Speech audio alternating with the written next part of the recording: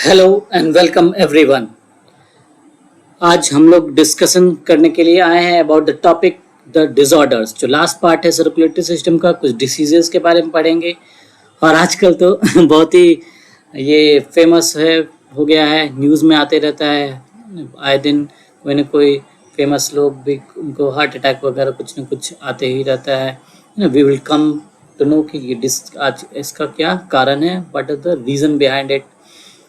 तो उसके पहले इसके अलावा हम लोग कुछ और डिजीज़ेस के भी स्टडी करेंगे, जैसे कि हाइपरटेंशन, कोरोनरी आर्टरी डिजीज़, जिसके अंदर की आर्टेरियोस्क्लेरोसिस, एथेरोस्क्लेरोसिस, उसके बारे जानेंगे। कुछ स्मॉल एक टर्म है एंजाइना पेक्टोरिस, जो चेस्ट पेन जो होता है उसको एंजाइना पेक्टोरिस बोलते हैं, उसके बारे जानेंगे। कार्डियक फेलियर क्या होता है, कार्डियक अरेस्ट क्या होता है, और myocardial infarction actually medical term में हार्ट अटैक। और ये तीनों अलग अलग चीजें हैं ना, तो सब एक चीज नहीं है। कार्डियक फेलियर, कार्डियक अरेस्ट और heart attack, they are not one and the same thing. तो we will study about these things. शुरू करने से पहले वी विल स्टार्ट, जैसे कि हम लोग का रोज एक कोट हम लोग शुरू करते हैं। तो आज का कोट क्या है? You can never cross the ocean until you have the courage to lose the sight of the shore। तो करेज, जब तक आप में करेज नहीं होगा, तो आप हिम्मत नहीं रहेगा आपके अंदर, तो आप आगे बढ़ नहीं पाएंगे। आगे शॉर्टकट नो शॉर्टकट, मेहनत करते रहना है हमेशा। अगर करेज हार जाएंगे, करेज लूज कर देंगे, तो हम लोग जो हम लोग को अचीव करना है वो नहीं अचीव कर पाएंगे। तो और कंफर्ट जोन में नहीं रहना है, मैंने कंफर्ट जोन में रहिएगा तो आपको तो नहीं मिल पाएगा, है ना। जो भी सक्सेस मिलना बहुत मुश्किल है। We have to come out of a comfort zone, है ना। स्टूडेंट्स हैं तो स्टडी करते रहिए, जो भी प्रोफेशन में जिसमें भी हैं ना, मेहनत करिए, जो भी है सफलता तो आएगी ही। ठीक है, चलिए हाइपरटेंशन से हम लोग शुरुआत करते हैं। हाइपरटेंशन मतलब वर्ड में ही छिपा हुआ है, मतलब हाइपर मीन्स ज़्यादा, tension is related to pressure. तो प्रेशर अगर नॉर्मल से ज़्यादा हो गया तो क्या हो गया? हाइपरटेंशन, है ना। नॉर्मल प्रेशर कितना होता है? 120/80 है ना, ऐसे लिखा जाता है ना, 120।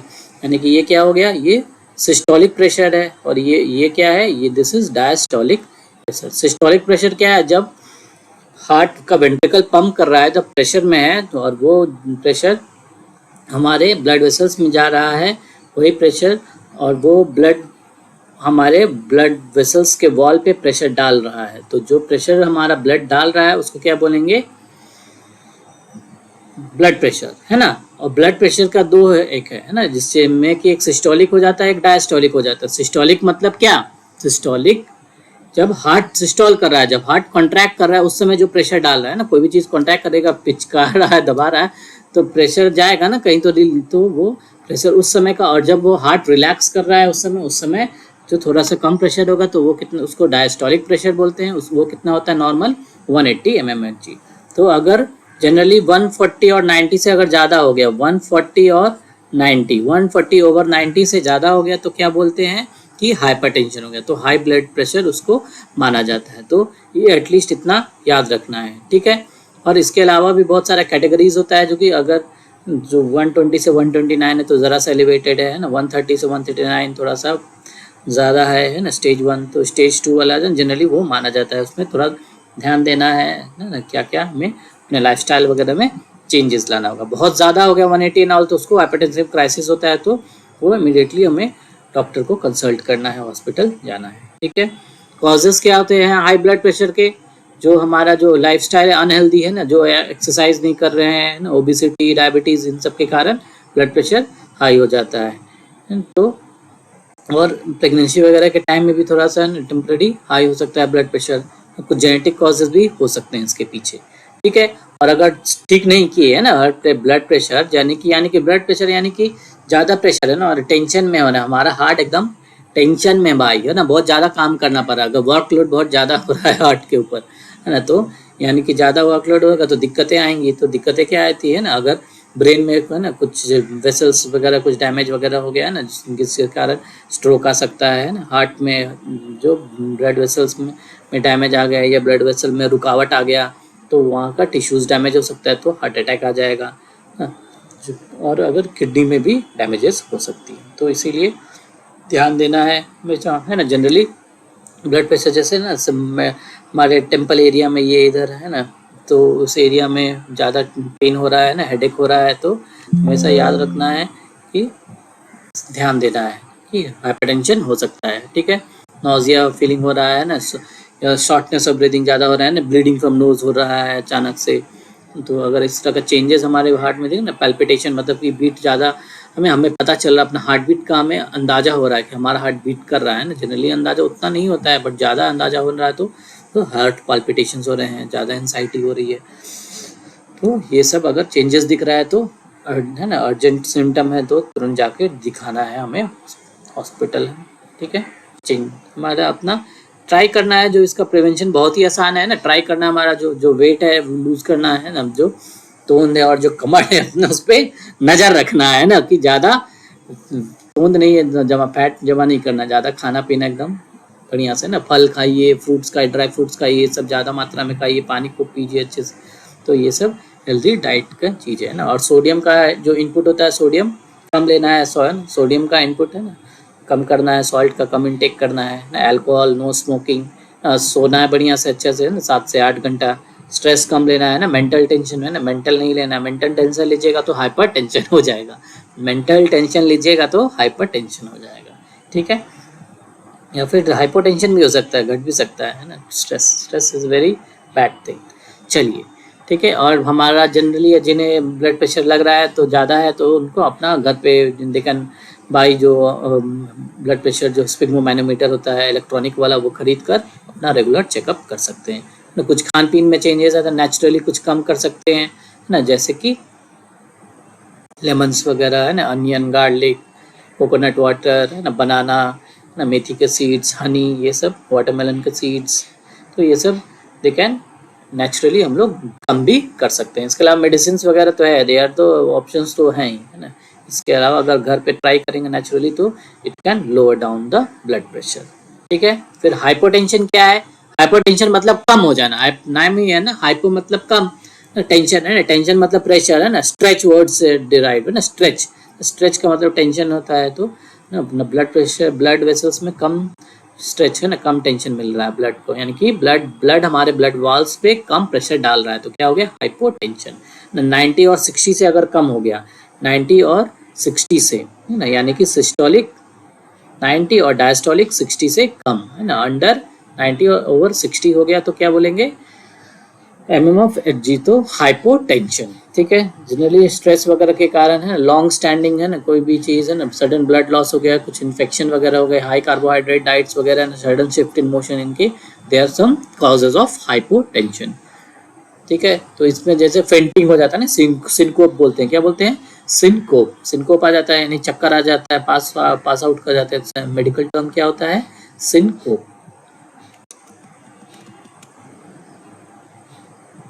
सिनकोप है ना, चक्कर आ जाएगा तो यानी हाइपोटेंशन हो रहा है ना, डिजीनेस हो रहा है ना, फीलिंग नोजिया या वोमिटिंग का फीलिंग आएगा, वीकनेस लगेगा, फटीग रहेगा, ब्लड विजन हो जाएगा, विजन है ना हमारा अच्छे से ना, डबल विजन जैसा दिखेगा, तो दो विजन दिख रहा है, तो वो क्या हो गया? हाइपोटेंशन। तो ध्यान देना है ना, इस पे ध्यान देना है। ठीक है, ये सब, और अपना ब्रीदिंग तेज हो गया है।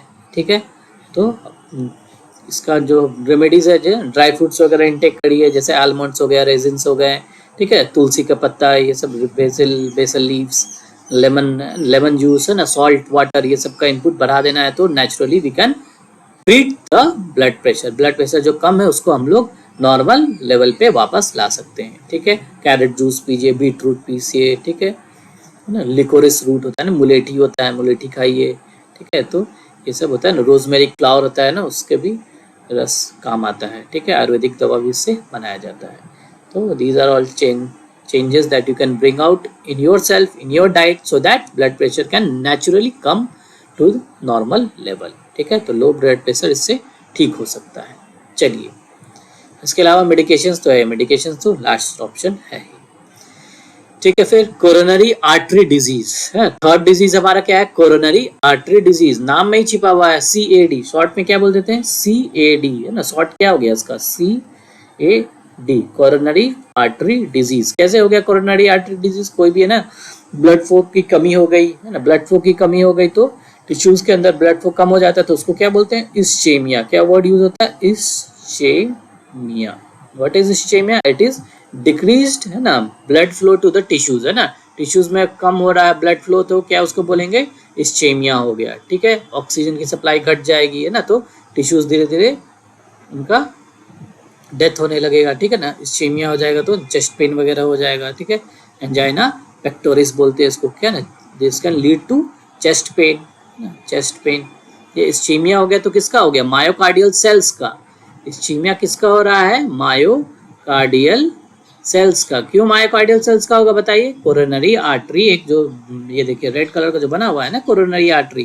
कोरोनरी आर्टरी किसको ब्लड सप्लाई करता है, कोरोनरी आर्टरी हमारे जो मसल्स है ना, जो मायोसाइट्स हैं, जो कि मसल फाइबर जो भी बोलते हैं, कार्डियक, जो कार्डियक के जो भी मायोसाइट्स हमारे, तो उसको सप्लाई करता है, कार्डियक मायोसाइट्स को ब्लड सप्लाई करता है। तो कार्डियक के सेल्स का डेथ हो गया, मायोकार्डियल सेल्स का डेथ हो गया तो उसको क्या बोलेंगे, इन्फार्क्ट, है ना। उसके अंदर ब्लड अगर कम हो गया तो क्या बोलेंगे, इस्चेमिया। इस्चेमिया क्या है, लैक ऑफ, है ना, डिक्रीज ब्लड फ्लो, कंट्रोल, ये लैक ऑफ ब्लड फ्लो है ना, ये क्या हो गया, डिक्रीज ब्लड फ्लो हो गया तो क्या हो गया, इस्चेमिया। फिर चेस्ट पेन, चेस्ट पेन हो गया, चेस्ट पेन का नेचुरल, है ना, मेडिकल टर्म क्या है, एंजाइना। क्या बोलते हैं, एंजाइना पेक्टोरिस, एंजाइना पेक्टोरिस, ठीक है। ब्लड फ्लो की कमी हो रही है तो वहाँ पे दर्द वगैरह फीलिंग आएगा, ठीक है। बहुत ज़्यादा हो जाता है तो फिर उसका डेथ भी हो जाता है, तो उसको क्या बोलते हैं, इन्फार्क्ट। इन्फार्क्ट यानी कि टिश्यू का डेथ हो गया, टिश्यू बेचारा गुजर गया, टिश्यू नहीं रहा, तो वो टिश्यू गुजर गया तो यही इन्फार्क्ट हो गया। इन्फार्क्ट हो गया टिश्यूज का तो मायोकार्डियम में हुआ तो क्या बोलते हैं, एमआई बोलेंगे, मायोकार्डियल इन्फार्क्शन, मायोकार्डियल इन्फार्क्शन, क्या बोलेंगे, समझ रहे हैं ना, मायोकार्डियल इन्फार्क्शन हो जाएगा। मायोकार्डियल इन्फार्क्शन को ही क्या बोलते हैं, हार्ट अटैक आ गया, ओके, हार्ट अटैक आ गया। कॉमन लैंग्वेज में क्या बोलते हैं, मायोकार्डियल इन्फार्क्शन को हार्ट अटैक। मतलब कि ब्लड फ्लो अगर कम हो गया तो ब्लड फ्लो कम होने का क्या कारण हो सकता है, जनरली जो ब्लड वेसल्स होता है उसके अंदर अगर कुछ कैल्शियम का डिपॉजिट, कोलेस्ट्रॉल वगैरह है, ज़्यादा खान पीन खराब है तो उससे डिपॉजिट हो गया ना।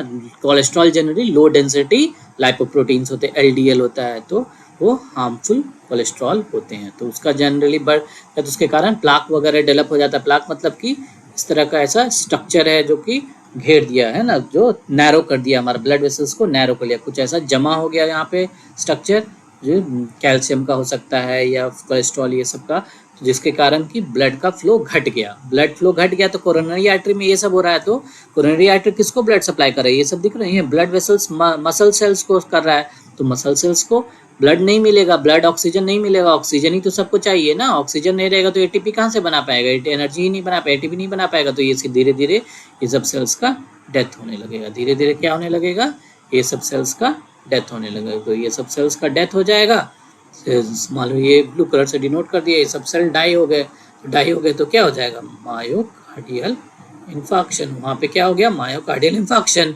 मायोकार्डियल इन्फार्क्शन होगा तो हार्ट अटैक आ जाएगा, ठीक है। उसमें दोनों में मतलब चेस्ट पेन बहुत ज़्यादा हो जाता है, ठीक है। चलिए, दर्द तो होगा ना, कोई चीज़ मरेगा तो, ठीक है। चलिए ना, वहाँ के मसल्स, नर्व्स वहाँ के नियर बाई एरिया के भी डैमेज हो जाएंगे ना, तो इसके कारण पेन हो जाता है। चलिए फिर क्या है, सिंपल है ना, वो ये अक्वार्ड डायग्रामेटिक रिप्रेजेंटेशन है, जो नॉर्मल है तो देखिए बढ़िया से बहुत मस्त बना हुआ है एकदम का, आर्टरी है, वॉल इसका है ना, बढ़िया वॉल एकदम है, ल्यूमन भी बढ़िया से एकदम इसका जो उसका स्पेस है ना, तो बस इसी ल्यूमन ने नैरो हो गया और इसके अंदर प्लाक जमा हो गया। तो इसके अंदर याद रखना है जो हमारा थिकनेस जनरली जो होता है ना, वो भी मैं बताता हूँ ना, 3 लेयर होता है ना, 3 लेयर्स प्रेजेंट होते हैं ट्यूनिका। 3 लेयर्स किसमें, ब्लड वेसल्स के वॉल में 3 लेयर प्रेजेंट होते हैं ना। एक को अंदर वाले को क्या बोलते हैं, जो एंडोथेलियल सेल्स का मोस्टली बना हुआ है तो उसको क्या बोलते हैं, ट्यूनिका इंटीमा। सबसे अंदर वाला क्या होता है, ट्यूनिका इंटीमा। और फिर उसके बाद ट्यूनिका मीडिया होता है, ये वाला ट्यूनिका मीडिया। फिर लास्ट में वो क्या होता है, ट्यूनिका एक्सटर्ना। तो ये मीडिया और इंटीमा के बीच, मीडिया और इंटीमा के बीच में ही यहाँ पे ऐसा जमा होने लगता है, ठीक है। तो यानी कि ऐसे ऐसे जमा होने लगा, जमा होने लगा, जमा होने लगा ना, तो इंटीमा ऐसे ऐसे उठ के ऐसा आने लगा, है ना। ये देखिए इंटीमा ऐसा आने लगा यहाँ पे जमा होने। इंटीमा बेचारा उठ के यहाँ आ गया, तो इसके बीच में जमा होते जा रहा है। क्या हो रहा है? जमा होते जा रहा है प्लाक।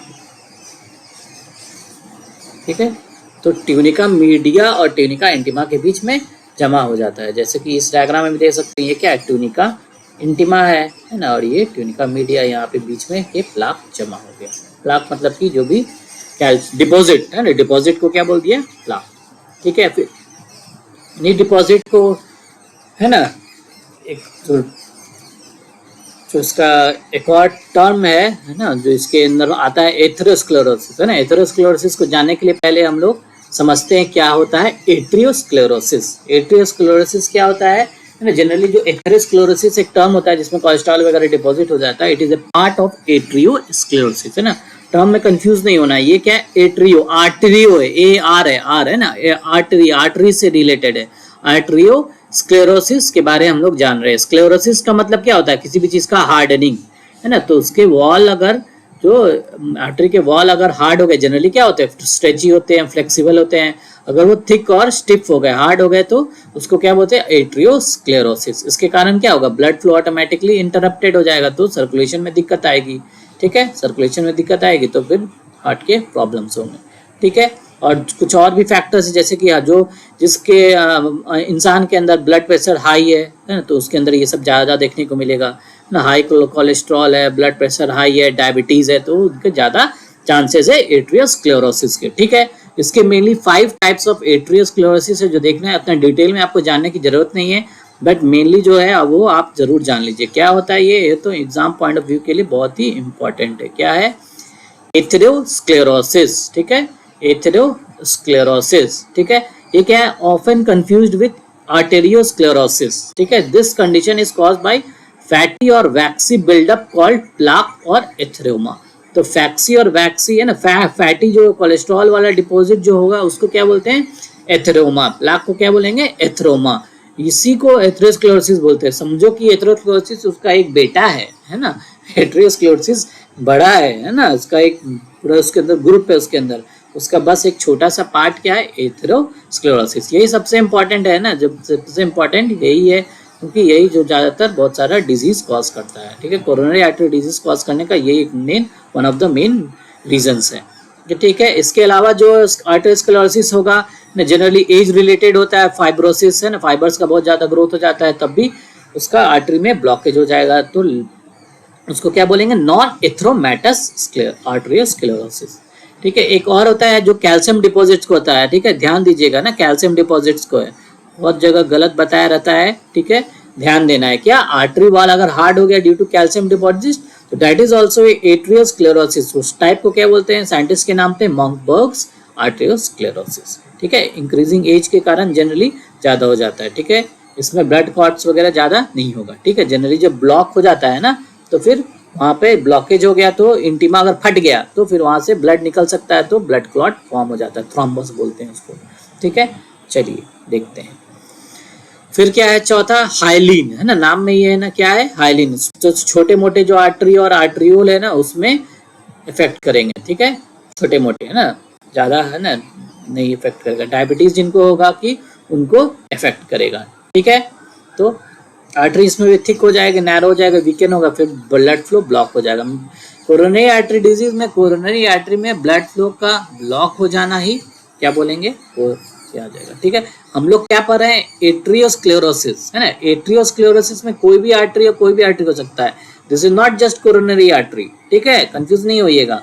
तो इसके अंदर कोई सा भी आर्टरी हो सकता है। तो छोटे आर्टरी को आर्टरियोल बोलते हैं, और आर्टरी के अंदर ऐसा हो गया तो क्या बोलेंगे? हाइलिन। जिनको डायबिटीज है उनमें ज्यादा देखा गया है ऐसा।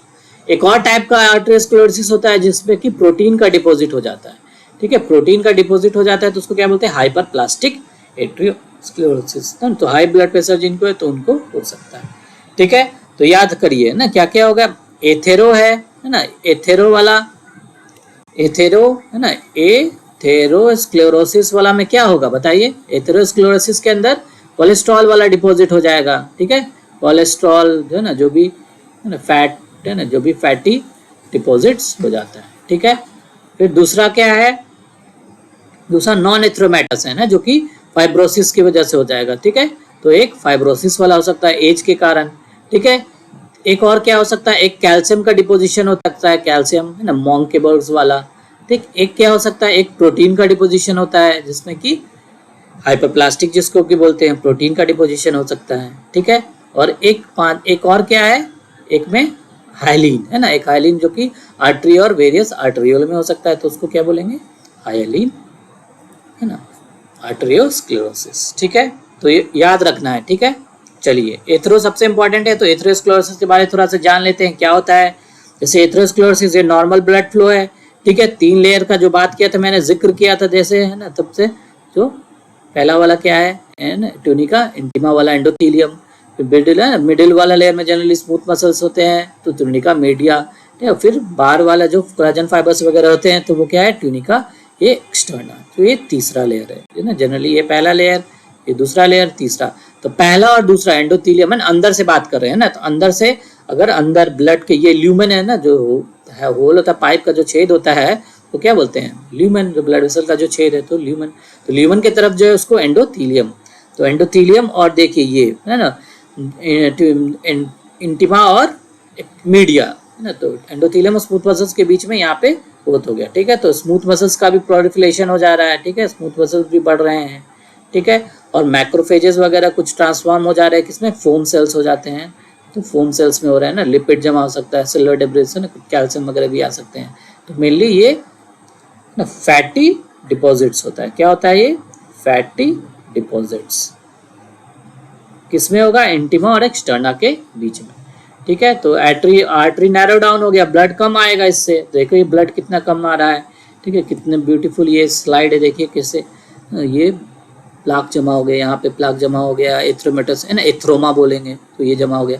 तो ये क्या है, ये एंडोथेलियम को दिखाया हुआ है, एंडोथेलियम है, ये भी देखिए एंडोथेलियम है, और ये मिडिल वाला लेयर है, इसके बीच में ये प्लाक जमा हो गया, ठीक है। जनरली ग्रोथ क्या, प्रोग्रेशन ऑफ द डिजीज में इसमें क्या होता है, जो प्लेटलेट डिराइव ग्रोथ फैक्टर है, वही स्मूथ मसल सेल्स का प्रोलिफरेशन कॉज करते हैं। हमने देखा ना स्मूथ मसल सेल्स कैसे प्रोलिफरेट हो जाए, तो उसका कारण क्या है, platelet derived growth factor PDGF का रिलीज होना, ठीक है।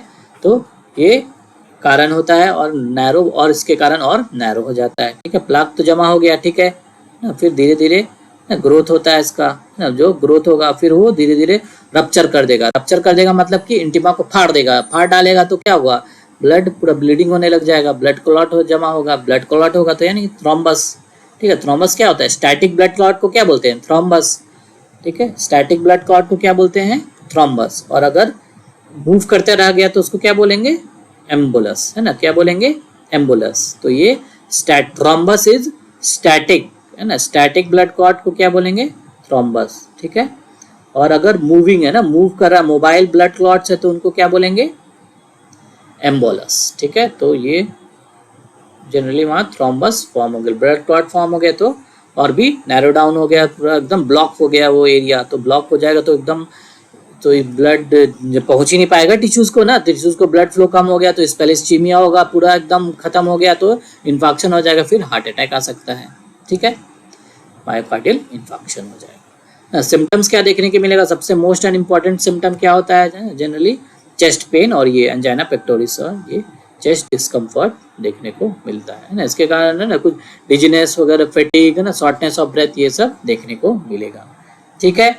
तो प्रोग्रेशन ऑफ डिजीज याद रखिएगा, क्या है ना, हेल्दी आर्टरी है, उसमें अगर धीरे धीरे है ना प्लाक फॉर्मेशन हुआ, प्लाक फॉर्मेशन, ब्लॉक हुआ, बर्स्ट हुआ, तो क्या होगा, फिर क्लॉट फॉर्म कर देगा, प्लाक रप्चर करेगा तब, ठीक है। इसका ट्रीटमेंट क्या है, जनरली ना जो ब्लड क्लॉट जमा होता है, ब्लड क्लॉट को ठीक करने के लिए ना, ये एग्जाम पॉइंट ऑफ व्यू के लिए इंपॉर्टेंट है, ठीक है। MCQ में आता है, TPA होता है ना, टिश्यू प्लाज्मोनेजन एक्टिवेटर, क्या होता है, tissue plasminogen activator, plasminogen, tissue plasminogen activator. और दूसरा क्या होता है, स्ट्रेप्टोकाइनेज, दूसरा क्या होता है, स्ट्रेप्टोकाइनेज, तो स्ट्रेप्टोकाइनेज और ये दिया जाता है क्लॉट को डिसॉल्व करने के लिए, ठीक है। इसके अलावा जो हमारे लाइफस्टाइल में चेंजेस तो लाएंगे, अच्छा बढ़िया एक्सरसाइज करना, अच्छे से खान पीन करना है, और फिर स्मोकिंग और अल्कोहल स्टॉप करना है, तो इसके कारण भी इम्प्रूवमेंट आता है, ठीक है। मेडिकेशन है ना, हाई कोलेस्ट्रॉल को कम करने के लिए और ब्लड प्रेशर को कम करने के लिए दिया जाता है, ठीक है। जैसे कि स्टैटिन वगैरह हो गया कोलेस्ट्रॉल के लिए, ब्लड प्रेशर के लिए S inhibitors, angiotensin receptor blockers वगैरह दिया जाता है। ठीक है, ना डिटेल है ना, ये याद रखिएगा जरूर, है ना। कौन सा याद रखिएगा? Tissue plasminogen activator. ठीक है, टिश्यू प्लाज्मिनोजेन एक्टिवेटर। और दूसरा क्या है?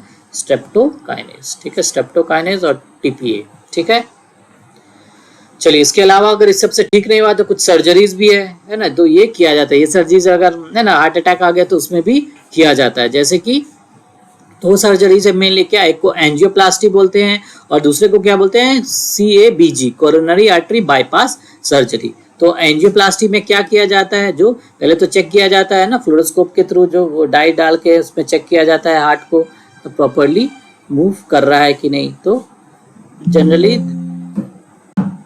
देखिए ना, ये हार्ट में से चेक किया गया है।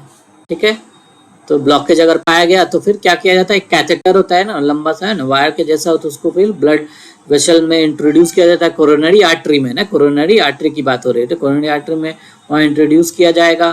फिर वहाँ पे उसके अंदर पतला पहले एक बैलून जैसा स्ट्रक्चर होता है जो कि पचका हुआ उसको डाल दिया जाता है। फिर उसके बाद वहाँ पहुँचाकर उसको फुला दिया जाता है, तो इन्फ्लेट कर दिया जाता है, जिससे कि जो प्लाक जमा हो गया ना वो किनारे दबक जाएगा ना, किनारे दीवार में चिपक जाएगा और वहाँ पे एक स्पेस क्रिएट हो जाएगा। तो स्पेस क्रिएट हो जाएगा, फिर उसके बाद स्पेस को मेंटेन करने के लिए स्टेंट भी दिया जाता है, वायर लाइक मैश होता है वो भी डाल दिया जाता है। सेम सिमिलरली कैथेटर फिर वापस से इंट्रोड्यूस किया जाएगा ब्लड वेसल में और फिर उसमें ये स्टेंट को लेके जाएगा, वो स्टेंट को लेकर जाएगा और वहाँ पे स्टेंट को वापस से वहाँ क्या कर देगा? स्पेस उसमें क्रिएट कर देगा। तो वो एक मैश ट्यूब वहाँ पे बन जाएगा, जिसके कारण कि वो पूरा एरिया एकदम टाइटन हो जाएगा और वापस से जो प्लाक जमा था वो बीच में रास्ते में नहीं आएगा। इसके कारण ब्लॉकेज चला जाएगा, परमानेंट एक इलाज हो गया। तो इसको क्या बोलेंगे? एंजियोप्लास्टी और स्टेंट प्लेसमेंट। ठीक है, तो ये आप देख सकते हैं। ठीक है, सिमिलरली कैसे इस तरह किया गया, ब्लॉकेज पाया गया। ठीक है, उसके बाद क्या किया गया? एक कैथेटर को इंट्रोड्यूस किया गया नैरो में आर्टरी में। ठीक है, फिर उसके बाद कैथेटर के साथ एक डिफ्लेटेड बैलून होता है उसको इंट्रोड्यूस किया गया। After that the deflated balloon is inflated, उसको इन्फ्लेट करके स्पेस क्रिएट कर दिया गया। स्पेस क्रिएट हो गया तो उसके बाद डिपॉजिट्स जो कि थे वो किनारे चल गए अगेंस्ट द आर्टेरियल वॉल। और फिर उसके बाद एक मैश ट्यूब है ना, मैश ट्यूब जिसको स्टेंट बोलते हैं, जो कि वायर का एक मैश है, जो वो भी कैथेटर के थ्रू उसको स्लोली वो भी इंसर्ट किया जाता है। फिर वहाँ पे जाके उसको स्ट्रेच आउट कर दिया जाता है, जिसके कारण कि वो टाइटनिंग हो जाए, वो स्पेस बढ़िया से क्रिएट हो जाए और वापस से प्लाक जो बन गया था ना वो स्पेस को वापस से ऑक्यूपाई नहीं कर पाए। ठीक है, तो ये एंजियोप्लास्टी एंड स्टेंट प्लेसमेंट, ये सर्जरी किया जाता है। एक और सर्जरी होता है जिसको क्या बोलते हैं? Coronary artery bypass surgery. ये कुछ नहीं है, बाईपास कर देना है ना। कोरोनरी आर्टरी हमारा जाम हो गया ना, तो जैसे कि रास्ता कैसे जाम हो जाता है, सिटी का मान लीजिए रास्ता जाम हो गया मेन ना, तो बाईपास कैसे क्रिएट किया गया? इसीलिए तो बाईपास से जा सकते हैं एक जगह से दूसरे जगह जाने के लिए सिटी। तो जहाँ पे मान लीजिए कोरोनरी आर्टरी के अंदर कोई बाईपास आ गया, सॉरी ब्लॉकेज आ गया, तो ब्लॉकेज आ गया तो कुछ ऐसा ग्राफ्ट ले लिया जाता है ना, वेन है ना, पैर वगैरह से वहाँ से वेन का पीस कट करके कोरोनरी आर्टरी में यहाँ पे ऐसा लगा दिया जाता है ना। कोरोनरी आर्टरी क्या होता है? ब्रांच ही होता है ना, जो कि ब्लड सप्लाई करता है कार्डियक के मसल्स को। तो एओर्टा के ब्रांच होता है, वहीं से निकलता है। तो मान लो वहाँ पे ब्रांच हो गया तो एओर्टा से लेके वहाँ पे वापस से एक ग्राफ्ट को लगा दिया।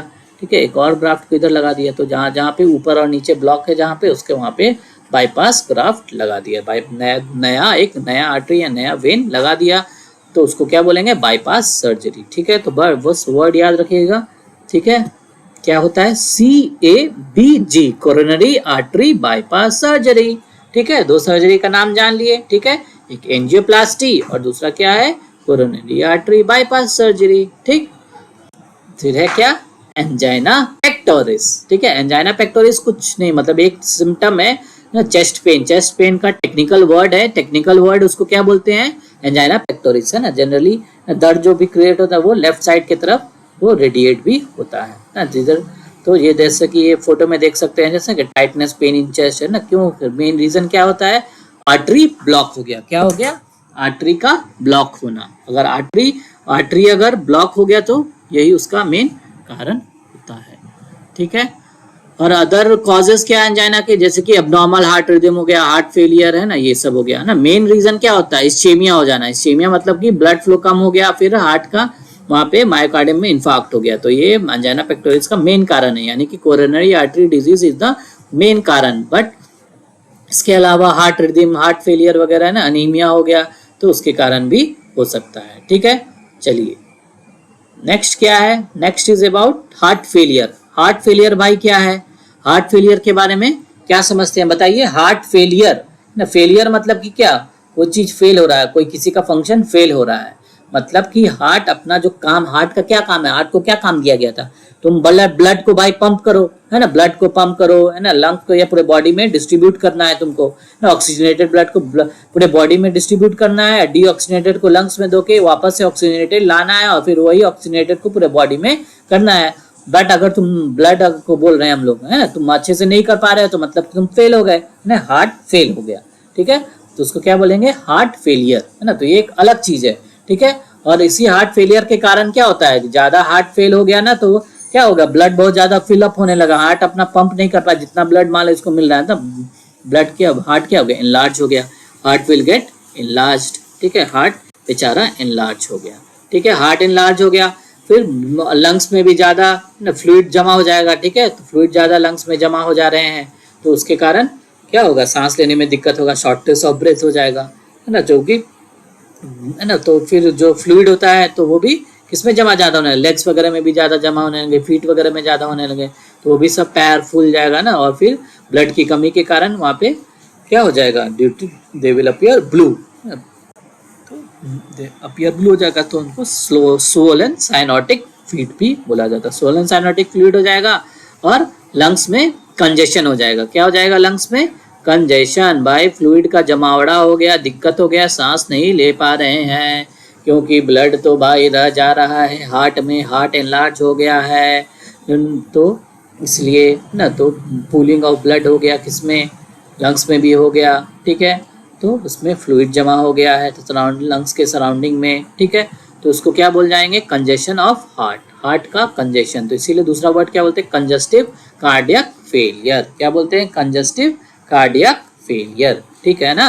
टिश्यू जो ब्लड वेसल होता है ना, ब्लड वेसल होता है, उसी में से ना कुछ कुछ प्रोटीन वगैरह तो बचे रह जाते हैं, बड़े बड़े कुछ कुछ पार्ट जाते हैं, और उसमें क्या बनते हैं, टिश्यू फ्लूइड्स, उसमें टिश्यू फ्लूइड यही बनता है ना, टिश्यू फ्लूइड होते हैं, ठीक है, और यही टिश्यू फ्लूइड वापस है ना, कुछ तो जो भी इसमें भी ऑक्सीजन का आदान प्रदान होगा, कार्बन डाइऑक्साइड वापस है ना दे देगा वेन वगैरह में, तो यही चला जाता है ना, कुछ वापस टिश्यू फ्लूइड्स चला भी जाते हैं, कुछ नहीं भी जाते हैं, कुछ लिम्फेटिक सिस्टम के थ्रू जाते हैं, तो ब्लड ही यहाँ पे कम आ रहा है, ब्लड ही गड़बड़ा रहा है, तो ब्लड सिस्टम गड़बड़ा रहा है, तो टिश्यू फ्लूइड्स यहाँ पे खूब सारा जमा होने लग जाएगा, तो इसीलिए लंग्स के अराउंड टिश्यू फ्लूइड जहाँ जहाँ जमा हो रहा है ना, पैर वगैरह में सब जगह जहाँ ग्रेविटी के कारण और ज़्यादा जमा हो जा रहा है, तो इसको क्या हो जाएगा, ये सब किसमें देखने मिलेगा, हार्ट फेलियर। तो याद रखना, हार्ट फेलियर क्या है, heart muscle does not pump blood effectively enough to meet the needs of the body, ठीक है।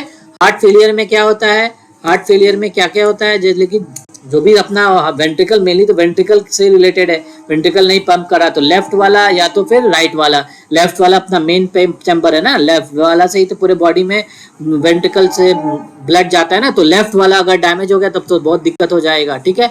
तो सबसे पहले जनरली यही देखा जाता है, लेफ्ट वाला होगा, या फिर राइट भी हो सकता है, या फिर दोनों हो सकता है, ठीक है, लेफ्ट हो सकता है या फिर राइट हो सकता है, या फिर दोनों हार्ट, दोनों वेंट्रिकल फेल कर सकते हैं, ठीक है।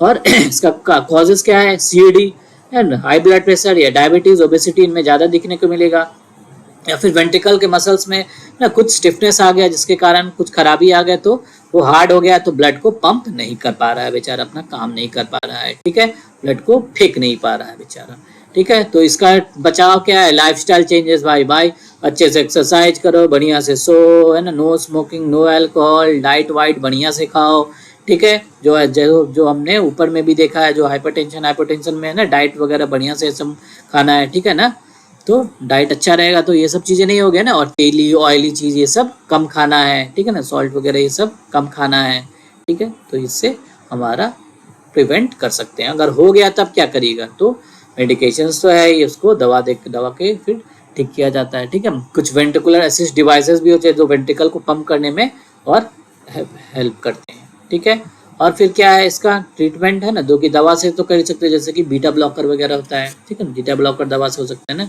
तो सॉल्ट कम खाना है। ठीक है, तो बॉडी वेट बनना, बढ़िया से एक्सरसाइज करते रहिए। ठीक है ना, फल फूल खूब खाइए, है ना, फ्रूट वेजिटेबल खूब खाइए ना। ज़्यादा हो गया तो फिर डॉक्टर से कंसल्ट करिए। ठीक है, फिर क्या है कार्डियक अरेस्ट, यही है कार्डियक अरेस्ट जो आजकल बहुत न्यूज़ में आते रहता है।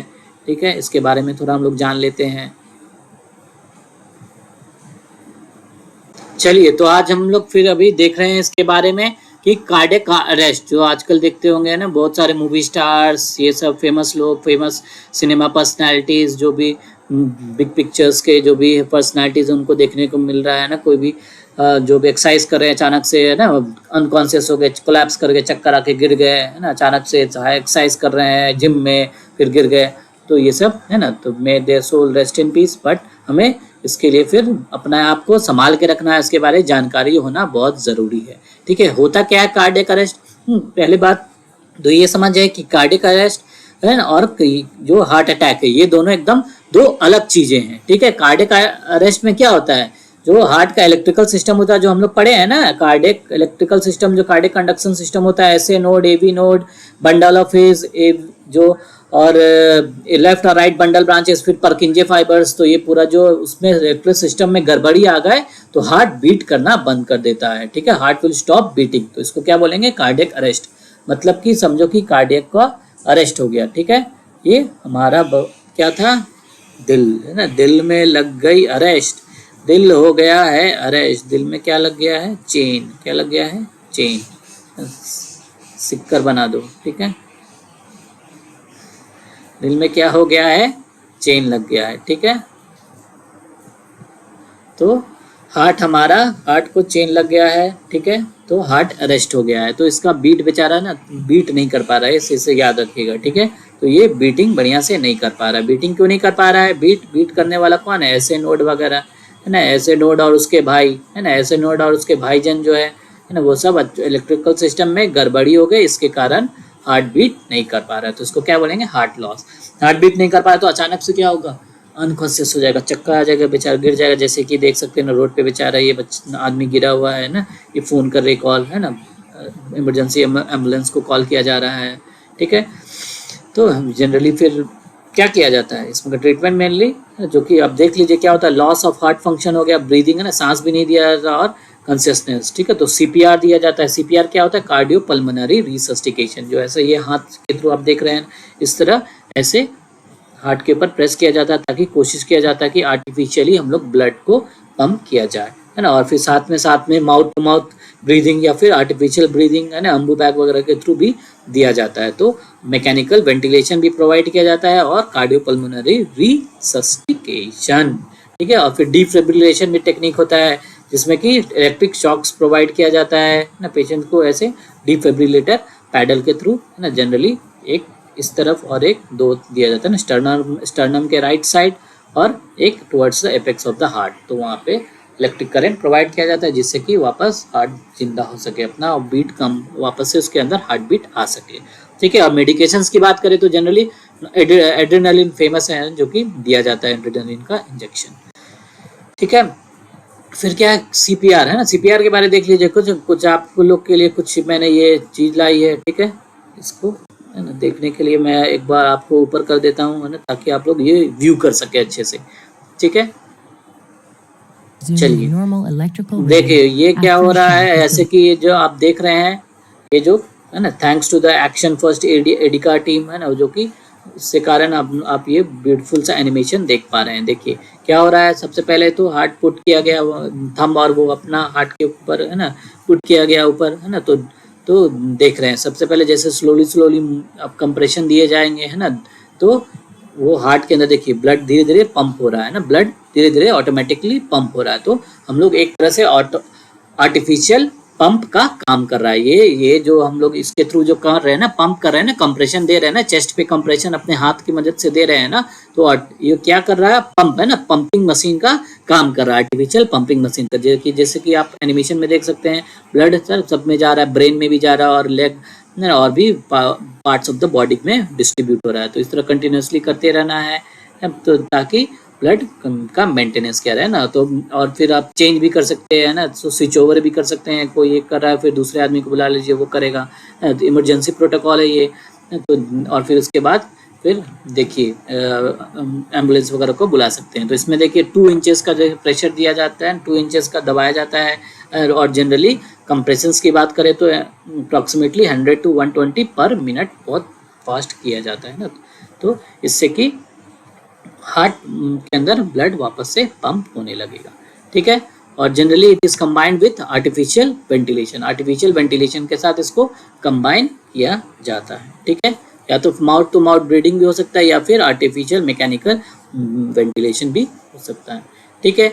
और ये जनरली क्या, ब्रेन का जो फंक्शन है हमारा उसको मेंटेन करना है। इन टाइप ब्रेन का जो फंक्शन है, ब्रेन को भाई जिंदा रखना है। क्यों किया जाता है, ब्रेन को जिंदा रखना है, ब्रेन को ब्लड पहुंचते रहना है।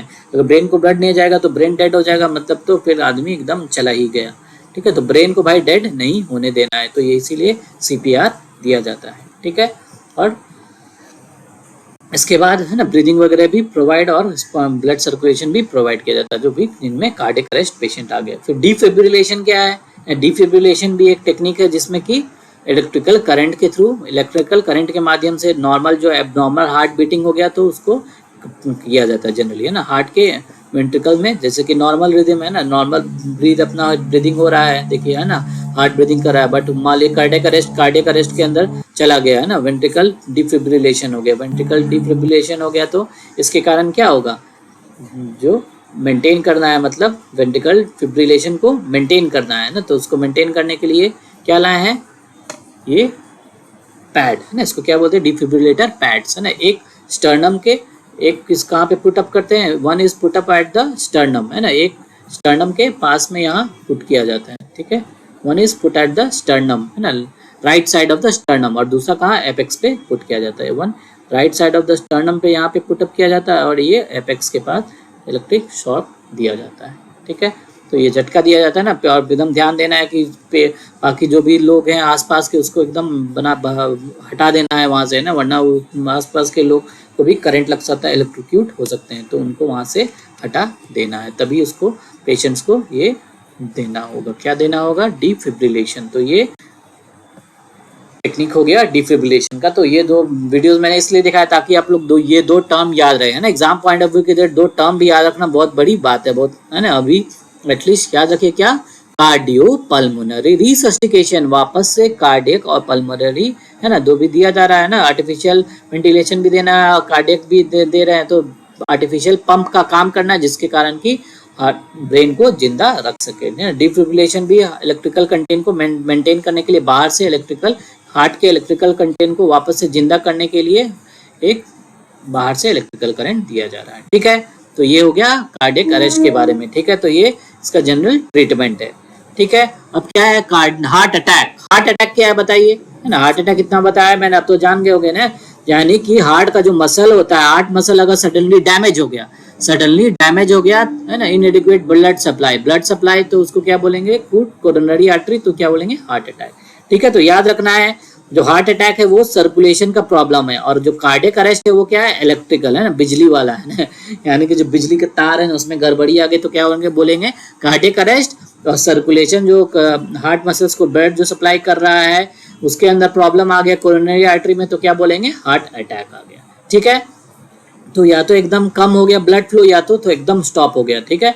तो उसके अकॉर्डिंग वहाँ पे क्या होता है, चेस्ट पेन आएगा, एंजाइना, जिसको कि एंजाइना पेक्टोरिस भी बोलते हैं। और फिर ये लेफ्ट साइड है ना, या फिर शोल्डर और आर्म, बैक, नेक, जॉ सब की तरफ ये स्प्रेड आउट हो सकता है, डिस्कम्फर्ट देखने को मिलेगा, दर्द हो जाएगा, ठीक है। और फिर क्या होता है ना, और जनरली कुछ मिनट्स के लिए लास्ट करता है ना, और कोशिश करना है पेशेंट्स को ना जनरली हॉस्पिटल वगैरह ले जाया जाए। और इसका ट्रीटमेंट जो है वो क्या है, ट्रीटमेंट इसका क्या होगा, जो हमारा कोरोनरी आर्टरी ट्रीटमेंट है ना, जो सर्जरी लास्ट ट्रीटमेंट तो वो होगा ही, और जनरल जो लाइफस्टाइल चेंजेस वगैरह है, ठीक है। और पेन के लिए नाइट्रोग्लिसरीन वगैरह दिया जाता है, ठीक है। तो डैमेज टू डेथ क्या है, और जैसे कि इसमें डायग्रामेटिक रिप्रेजेंटेशन बनाया गया है कि कोरोनरी आर्टरी में एकदम देखो पूरा एकदम प्लाक भर गया, पूरा पीला पीला कलर का बना दिया, पूरा ब्लॉक हो गया है, तो ब्लड फ्लो एकदम ब्लॉक हो गया है, एकदम ब्लड फ्लो एकदम ज़्यादा ब्लॉक हो गया, ब्लड फ्लो पूरा ब्लॉक हो गया, ब्लड फ्लो, तो ब्लड फ्लो ऑक्सीजन कुछ नहीं मिल रहा हार्ट को, तो बेचारा ये टिश्यूज का डेथ हो गया, डैमेज हो गया है ना। डैमेज हो गया मतलब टिश्यूज का डेथ हो गया है ना। टिश्यूज का डैमेज हो गया मतलब उसको क्या बोलते हैं, नेक्रोसिस भी बोलते हैं। क्या बोलते हैं, नेक्रोसिस, या फिर टिश्यू क्या हो गया, इन्फाक्ट, है ना। इन्फाक्ट वर्ड यूज किया जाता है, ठीक है।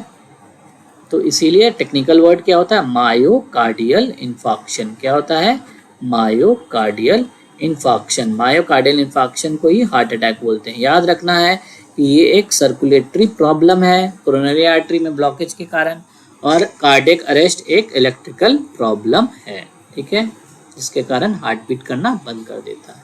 चलिए ट्रीटमेंट क्या है अबाउट हार्ट अटैक, है ना। जो कि पेन होता है उसमें क्या, नाइट्रोग्लिसरीन फेमस एकदम है ना, वैसोडायलेटर होता है वो दिया जाता है, या फिर कुछ ओपियोइड मेडिकेशन जैसे कि मॉर्फिन ये प्रोवाइड किया जाता है पेशेंट्स को ना। नाइट्रोग्लिसरीन जीभ के नीचे या फिर वेन के थ्रू इंजेक्ट भी कर सकते हैं, तो ये they can improve the supply of the heart. Aspirin भी दिया जाता है ना, एंटीप्लेटलेट मेडिकेशन। और फिर सीएडी का जो ट्रीटमेंट है ना, एंजियोप्लास्टी है ना, एंजियोप्लास्टी भी क्या जो सर्जरी वगैरह कर सकते हैं ना, दिक्कत नहीं हुआ तो ना, यानी कि एंजियोप्लास्टी और स्टेंट प्लेसमेंट हो जाएगा, और फिर क्या होगा, कोरोनरी आर्टरी बाईपास जो भी सर्जरी है, ठीक है। तो अगर ठीक है ये सब हो गया, फिर एक और टर्म है वो जान लीजिए ना, ये सब हमारे डिजीजेस के बारे होंगे। अब क्या एक होता है आर्टिफिशियल पेस मेकर। क्या होता है आर्टिफिशियल पेस मेकर, हमारा नॉर्मल नेचुरल पेस मेकर कौन होता है, ऐसे नोड। ऐसे नोड क्या होता है, नेचुरल पेस मेकर। ऐसे node is called as the natural pacemaker, ठीक है, नेचुरल पेस मेकर होता है, ठीक है। अच्छा, और पेस सेटर कौन होता है, या फिर रिजर्व पेस मेकर कौन होता है, रिजर्व पेस मेकर कौन होता है, एवी नोड, ठीक है। एवी नोड क्या होता है, रिजर्व पेस मेकर, है ना। एवी नोड हमारा रिजर्व पेस मेकर भी होता है, उसको पेस सेटर भी बोला जाता है। क्या बोलते हैं, pacesetter, it is also called as pacesetter, ठीक है। सारे इस सब में भी क्या, अगर ऐसे नोड फेल हो गया है ना, तो एवी नोड भी थोड़ा बहुत है ना हेल्प कर सकता है बीट आउट करने में, बट उसका ऐसे नोड तो जनरली बढ़िया से बीट करवाएगा कितना, 70 से 75 के आसपास बीट्स पर मिनट, बट एवी नोड वगैरह उन लोगों का कम हो जाएगा, 50 to 60 अराउंड। तो एज एन व्हेन सब में कैपेसिटी होता है, बट सबसे ज्यादा कैपेसिटी जो जिसका ज्यादा होता है वही राज करता है, तो ऐसे नोड है वही उसी का होता है। बट ऐसे नोड अगर खराब हो गया है ना, अच्छे से काम नहीं कर पा रहा, तो बाहर से फिर आर्टिफिशियल पेस मेकर भी दिया जाता है, ठीक है। तो क्या है ये, it is a small device that is placed या फिर इम्प्लांटेड, है ना, जो इम्प्लांट करना है स्किन के नीचे डालता है तो चेस्ट में, तो it is to control the heartbeat एकदम से ना धीरे धीरे हो रहा है, यानी कि ब्रैडिकार्डिया हो जा रहा है तो उसमें दे सकते हैं ना इम्प्लांट, या फिर ज़्यादा हो जा रहा है तो उसमें दे सकते हैं, ठीक है। जनरली एक छोटा सा सर्जिकल प्रोसीजर होता है जिसके द्वारा ये देखिए ना, इस तरह का ये इंस्ट्रूमेंट है, ये क्या है, this is pacemaker, chest में यहाँ पे डाला गया है, ठीक है। फिर इसके थ्रू ये पेस मेकर का लीड है जो कि राइट एट्रियम में यहाँ पे ना, जो कि अपना इम्पल्स प्रोवाइड कराएगा ना, इलेक्ट्रिकल प्रोवाइड कराएगा, ताकि ये हार्ट है ना राइट एट्रियम में या पूरा कॉन्ट्रैक्ट कर सके, दोनों एट्रिया कॉन्ट्रैक्ट करेगा, दोनों फिर वेंट्रिकल कॉन्ट्रैक्ट करेगा, फिर नॉर्मल जो बीटिंग होता है वो होता है, ठीक है। अगर देखा जाता है कि पेशेंट रिकवर कर सकता है डिजीज से ना, जनरली हार्ट अटैक वगैरह के बाद, तो टेम्पररी पेस मेकर दिया जाता है, तो टेम्पररी पेस मेकर दिया जाता है, ठीक है। अदरवाइज अगर बहुत ज़्यादा क्रॉनिक है ना कोई डिजीज है, तो इरेगुलर बहुत हार्ट बीट है ना, तो एकदम हार्ट फेल कर गया, काम ही नहीं कर पा रहा है, तो परमानेंट पेस मेकर भी डाल दिया जाता है। क्या, परमानेंट पेस मेकर, ठीक है। तो कुछ समय के लिए डाला तो टेम्पररी पेस मेकर, हमेशा के लिए डाल दिया तो क्या हो गया, परमानेंट पेस मेकर, ठीक है। अब हम लोग थोड़ा सा जान लेते हैं क्या है अबाउट एनसीईआरटी, ठीक है। मोस्टली मैंने सब चीज पढ़ा ही दिया है, वो कुछ ज्यादा इसमें है नहीं, ठीक है। हाई ब्लड प्रेशर क्या है ना, 120 नॉर्मल 120/80 होता है, अगर 140 90 से ज्यादा हो गया तो क्या हो गया, हाई ब्लड प्रेशर, ठीक है। कोरोनरी आर्टरी डिजीज है ना, हाई ब्लड प्रेशर क्या है, जो भी हार्ट डिजीज हो सकता है ना, ब्रेन किडनी ये सबको डिस्टर्ब कर सकता है, ब्रेन को, किडनी को, हार्ट को, सब में प्रॉब्लम ला सकता है, ठीक है। तो ये हाइपरटेंशन में होता है। कोरोनरी आर्टरी डिजीज क्या है, कोरोनरी में प्रॉब्लम आ गया तो है ना, एक में फेमस हम लोग क्या देखे थे, एथेरोस्क्लेरोसिस के बाद पढ़े थे, जिसमें कि फैटी डिपोजिशन हो जाता है, ट्यूनिका इंटीमा और ट्यूनिका मीडिया के बीच में, जिसको क्या बोलते हैं, एथ्रोमा। क्या बोलते हैं, प्लाक को क्या बोलते हैं, एथ्रोमा, ठीक है, एथेरोमा, ठीक है। इसके कारण ब्लड सप्लाई घट जाता है ना, तो इस्केमिया हो जाता है। तो इस्केमिया के बाद ब्लड कम हो जाएगा, अगर ज़्यादा कंटिन्यू रेगुलर होने लगा तो इन्फार्क्ट भी हो जाएगा, तो उस टिश्यूज़ का वहाँ पे डेथ भी हो जाएगा। चलिए ठीक है। फिर डिपॉजिट में क्या हो सकता है, कैल्शियम भी हो सकता है, फैट भी हो सकता है, कोलेस्ट्रॉल भी हो सकता है, फाइब्रस टिश्यू भी हो सकता है। ठीक है, हमने देखा है ना, फैट और कोलेस्ट्रॉल हो गया तो एथेरोस्क्लेरोसिस है, कैल्शियम वगैरह हो गया तो मॉन्केबर्ग्स एथेरोस्क्लेरोसिस है, और फाइब्रस वगैरह हो गया तो फाइब्रोसिस टिश्यूज भी देखने को मिलता है, जो जिसको नॉन एथेरोमेटस जो कि होता है। ठीक है। फिर एंजाइना क्या है, एंजाइना पेक्टोरिस सिंपल जो एक्यूट चेस्ट पेन जो होता है, पेन हो गया ना, जो एनफ ऑक्सीजन नहीं मिल रहा है तो उसके कारण मसल्स को, तो वहाँ पे पेन होने लगता है, तो उसको क्या बोलेंगे, एंजाइना। ठीक है, ब्लड फ्लो कम हो जाता है। ठीक है, और उसको एंजाइना पेक्टोरिस भी बोलते हैं ना, pectoris angina, and pectoris chest से रिलेटेड है, तो चेस्ट में पेन को क्या बोलेंगे, angina pectoris. Heart failure last क्या है, हार्ट फेलियर ना, हार्ट फेलियर में ही 3 टर्म दिया हुआ है ना। एक हार्ट फेलियर का दूसरा नाम क्या है, कंजेस्टिव हार्ट फेलियर, क्योंकि कंजेशन ऑफ लंग्स हो जाता है। ठीक है, हार्ट फेल कर रहा है मतलब कि हार्ट अपना पंप नहीं कर पा रहा है, it is not pumping sufficient blood to meet the needs of the body, body के नीड्स को मीट नहीं कर पा रहा है। ठीक है, तो ये क्या हो गया, it does not enough to meet the needs of the body, तो दिस इज हार्ट फेलियर। ठीक है, फिर उसमें क्या, इसको कंजेस्टिव हार्ट फेलियर भी बोलते हैं, क्योंकि इसमें मेन सिम्टम में क्या होता है कि pulmonary congestion of lungs is the main symptom. ठीक है, तो कंजेशन ऑफ लंग्स भी हो जाता है, तो इसीलिए इसको कंजेस्टिव हार्ट फेलियर भी बोलते हैं। ठीक है, फिर heart failure is not the same as cardiac arrest. ठीक है, कार्डियक अरेस्ट का ये सेम नहीं है, कार्डियक अरेस्ट जो है वो सेम नहीं है। ठीक, क्यों नहीं सेम है, क्योंकि व्हेन हार्ट स्टॉप्स बीटिंग, है ना, हार्ट अगर बीटिंग स्टॉप्स कर देगा तो उसको क्या बोलते हैं, कार्डियक अरेस्ट। है ना, मैंने बताया क्या है ये, electrical problem, it is an electrical problem. Heart stop कर रहा है बीटिंग, इलेक्ट्रिकल प्रॉब्लम है, तो क्या हो गया, कार्डियक अरेस्ट। अगर हार्ट अटैक हो गया तो यानी कि इनएडिक्वेट ब्लड सप्लाई हो रहा है ना, तो मसल पूरा वहाँ का डैमेज हो गया, तो उसको क्या बोलेंगे, हार्ट अटैक। ठीक है, आई होप आपको ये लेक्चर समझ में आया होगा। Please like the video if you find the video useful, और हमारे फ्रेंड्स जो भी आप लोग हैं उनको शेयर करिए, है ना। वीडियोस के नीचे कमेंट बॉक्स में कुछ कमेंट करिए, कुछ इम्प्रूवमेंट क्या लाया जा सकता है, क्या न्यू टेक्निक है, क्या अपनाया जा सकता है, उसके बारे में कुछ बताइए। ठीक है, and do subscribe our channel doctor Ujjwal biology classes. Let's study life and make everyone's life happier. Thank you so much.